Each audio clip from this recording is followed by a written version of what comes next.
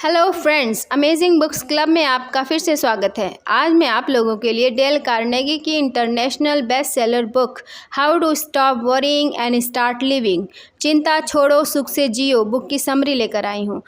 चिंता छोड़ो सुख से जियो बुक को लिखने का ऑथर का मेन पर्पस लोगों को चिंता से मुक्त रहने के तरीकों के बारे में समझाना है। ऑथर कहते हैं कि वो खुद अपनी लाइफ में और अपनी पोजीशन को लेकर बहुत परेशान थे और उन्होंने अपने सिचुएशंस के बारे में सोच सोचकर अपने आप को बीमार कर लिया था। इस बुक में ऑथर ने अपने लाइफ के रियल एक्सपीरियंसेस को शेयर करा है और कैसे उन्होंने अपने लाइफ के प्रॉब्लम्स को सॉल्व करके चिंता से छुटकारा पाया है। ऑथर ने इस बुक को कुछ भागों में डिवाइड करा है। तो फ्रेंड्स, इस बुक को समझने के लिए इस ऑडियो बुक को पूरा एंड तक सुनना ज़रूरी है। इससे पहले आप इस ऑडियो में खो जाएं, इस चैनल को सब्सक्राइब कर दीजिए और फ्यूचर में आने वाली नोटिफिकेशंस के लिए बेल आइकन को भी प्रेस ज़रूर करिए और लाइक एंड शेयर भी करिए। चलिए स्टार्ट करते हैं। तो इस बुक का पहला सेक्शन है fundamental facts you should know about worries. चिंता के बारे में कुछ ऐसे फंडामेंटल फैक्ट्स हैं जो आपको ज़रूर जानना चाहिए। ज़रा आप सोच कर देखिए, क्या वाकई में आप अपनी ज़िंदगी को भरपूर तरीके से जी रहे हैं? क्या आप अपनी ज़िंदगी से बहुत खुश हैं? ज़्यादातर लोगों का जवाब होगा नहीं, लेकिन सभी लोग अपनी ज़िंदगी को पूरे तरीके से जीना चाहते हैं। पर सवाल आता है कैसे? ज़्यादातर लोग अपने भविष्य के बारे में सोचकर परेशान रहते हैं या फिर अतीत में जो भी बुरा हुआ है उसके ही बारे में सोचते रहते हैं। इन सब चक्कर में वो वर्तमान को जीना भूल जाते हैं। ऑथर बताते हैं सन 1871 में एक मेडिकल स्टूडेंट ने एक किताब पढ़ी जिनमें से 21 शब्दों ने उनके भविष्य को बदल दिया। उस मेडिकल स्टूडेंट को इसी बात की चिंता रहती थी कि मैं एग्ज़ाम में पास हो पाऊंगा या नहीं। अगर मैं पास हो भी गया तो डॉक्टरी की प्रैक्टिस कहाँ से करूँगा, कैसे करूँगा, अपना करियर मैं कैसे बनाऊँगा, वगैरह वगैरह। उस मेडिकल स्टूडेंट ने उस 21 शब्दों को पढ़ने के बाद उसकी मदद से वो अपने समय का सक्सेसफुल डॉक्टर बना। उसके बाद उसने world famous Johns Hopkins school of medicine की शुरुआत करी। वह स्टूडेंट ऑक्सफोर्ड रेजियस प्रोफेसर बने। उनको इंग्लैंड के सम्राट ने नाइट उपाधि से सम्मानित किया और वह मेडिकल स्टूडेंट कोई और नहीं बल्कि उनका नाम विलियम ऑस्लर है। वो 21 वर्ड्स जिनसे सर विलियम ऑस्लर को चिंता मुक्त जीवन जीने में मदद मिली, वो वर्ड्स हैं, हमारा काम यह देखना नहीं है कि दूर धुंधल में क्या दिख रहा है, बल्कि वह करना है जो हमारे सामने है। विलियम ऑस्लर कहते हैं कि वे डे टाइट कंपार्टमेंट यानी अपना एक एक दिन वर्तमान में जीते थे। आपका वर्तमान ही आपकी सबसे बड़ी संपत्ति है। आने वाले कल की कोई विचार मत करिए। बुद्धिमान लोगों के लिए हर दिन एक नया जीवन होता है। आज एक नया जीवन है। ऑथर चिंता से छुटकारा पाने के लिए 3 मैजिक फार्मूलाज के बारे में बताते हैं जिसका उपयोग कोई भी इंसान कर सकता है। पहला, मैंने बिना डरे पूरी ईमानदारी से स्थिति का विश्लेषण किया और अनुमान लगाया कि इस असफलता के परिणाम स्वरूप मेरे साथ बुरे से बुरा क्या हो सकता है। दूसरा, बुरे से बुरे परिणामों का अनुमान लगाने के बाद आवश्यकता पड़ने पर मैंने इसे स्वीकार करने के लिए खुद को तैयार किया। तीसरा, मैंने अपना पूरा समय और पूरी ऊर्जा शांति के साथ इस काम में लगाए कि उन बुरे से बुरे परिणामों को कैसे सुधारा जा सकता है जिन्हें मैंने पहले ही मानसिक रूप से स्वीकार कर लिया था। दूसरा section, basic techniques in analysing worry. इंसान को सिर्फ एक चिंता नहीं होती बल्कि बहुत तरह की चिंताएं होती हैं और सभी तरह की चिंताओं से छुटकारा पाने के लिए सभी चिंता को एनालाइज करना बहुत ज़रूरी है। सबसे पहले हमें ये सोचना चाहिए कि समस्या क्या है, फिर समस्या का कारण क्या है, उसके बाद समस्या को कितने तरीक़ों से हल किया जा सकता है। ऐसा करने से आपके दिमाग में चिंता गायब होती रहेगी और आपका दिमाग जो भी प्रॉब्लम है उसको सॉल्व करने में लग जाएगा। तीसरा section, how to break the worry habit before it breaks you. Marion Douglas, जिनके घर में 2 बार बड़े हादसे हुए। पहली बार उनकी 5 साल की बेटी मर गई जिसे वह बहुत प्यार करते थे। 10 महीने बाद ईश्वर ने उनके घर फिर एक छोटी बच्ची को भेजा, लेकिन सिर्फ 5 दिनों बाद उस बच्ची की भी मृत्यु हो गई। तो इस हादसे से बहुत दुखी हो गए थे। वो इस हादसे को सहन नहीं कर पा रहे थे। वो न तो सो पा रहे थे न खा पा रहे थे।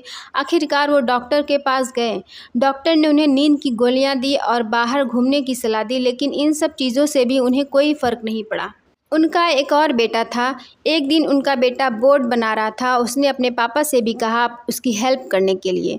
न चाहते हुए भी उन्होंने अपने बेटे की हेल्प करने की सोची, और जब वो बोर्ड बनाने लगे, अपने बेटे की हेल्प करने लगे, तो उस दौरान उन्हें बहुत शांति और राहत मिली। और उन्होंने जब महसूस किया कि बोर्ड बनाने के दौरान वो बहुत ही शांत और सुकून में थे, उन्होंने कहा, जब हम किसी काम की योजना बनाने और उसके बारे में सोचने में बिज़ी होते हैं तो किसी और चीज़ की चिंता करना मुश्किल होता है। अपने आप को बिज़ी रखना चिंता से दूर रहने का बेहतरीन तरीका है।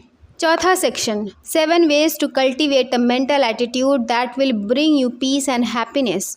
ऑथर कहते हैं, हमारे विचार ही हमारा जीवन बनाते हैं। अगर आप सोचते रहेंगे कि मेरे साथ कुछ ख़राब होगा, तब ये सोच आपके दिमाग को हावी कर देगा और उसे हकीकत में बदल देगा।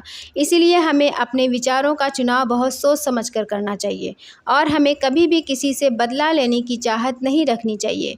बदले की भाव इंसान को हमेशा हानि ही पहुंचाती है, बल्कि माफ़ करने की भावना आपको महान बनाती है।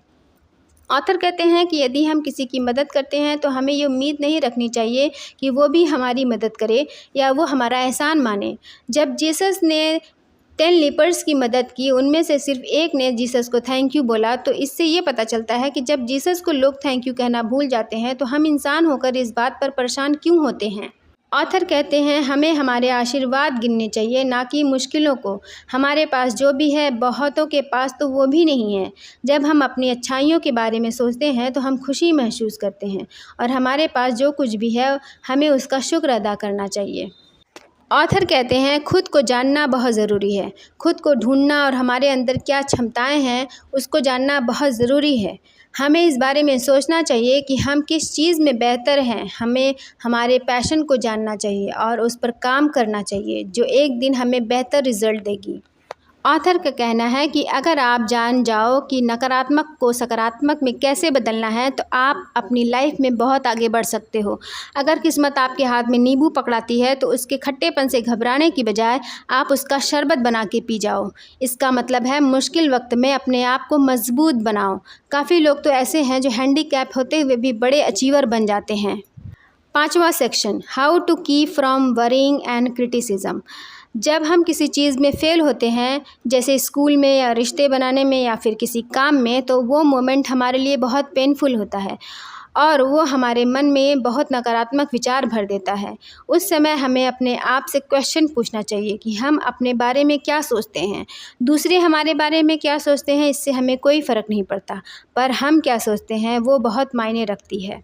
रिसर्चर्स कहते हैं कि जब हम कोई नकारात्मक घटनाओं को दोष देते हैं, वो सबसे ज़्यादा डिप्रेस्ड मोमेंट होते हैं। उससे हम अपने आप को परेशान करते हैं, लेकिन अपनी गलती ढूंढकर उसे सही तरीके से क्रिटिसाइज़ करना, अपने आप को सही तरीके से समझाना और सुधार के बारे में सोचना अच्छी बात है। 6वां section, prevent fatigue and worry and keep your energy and spirits high.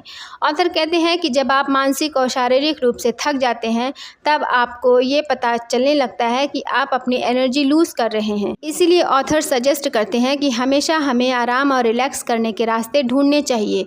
Author कहते हैं कि हमारी काम करने की जगह हमेशा हमें तनावग्रस्त कर देती है, जो इस परेशानी से दूर रहने के लिए हमें हर एक काम ख़त्म करने के बाद एक छोटा सा ब्रेक लेना चाहिए। इससे हमारा माइंड फ्रेश हो जाता है। डेल कार्नेगी की चिंता छोड़ो, सुख से जियो एक सेल्फ हेल्प बुक है जो चिंता को दूर करने और खुशहाल जीवन जीने में मदद करती है। इनकी लेखक बहुत ही आकर्षण है और वास्तविक जीवन के उदाहरणों से भरा है।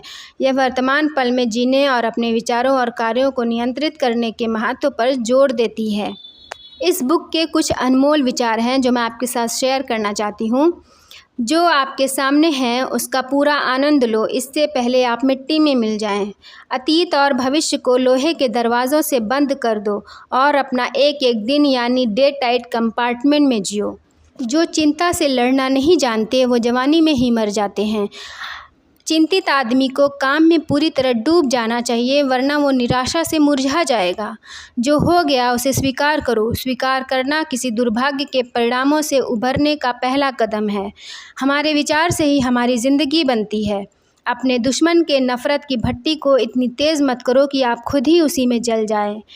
हर एक दिन अच्छा काम करें जिससे किसी के चेहरे पर खुशी की मुस्कुराहट आ जाए। आई होप ये ऑडियो बुक आपको पसंद आई होगी। अगर आपने अभी तक चैनल को सब्सक्राइब नहीं किया है तो प्लीज़ चैनल को सब्सक्राइब कर दीजिए। ऑडियो को लाइक एंड शेयर भी करिए, जिससे दूसरे लोग भी अपनी चिंता से छुटकारा पा सकें। और इस बुक की सबसे बेहतरीन नसीहत कौन सी लगी कमेंट करके मुझे बताइए। मिलते हैं नेक्स्ट ऑडियो बुक के साथ। Thank you so much.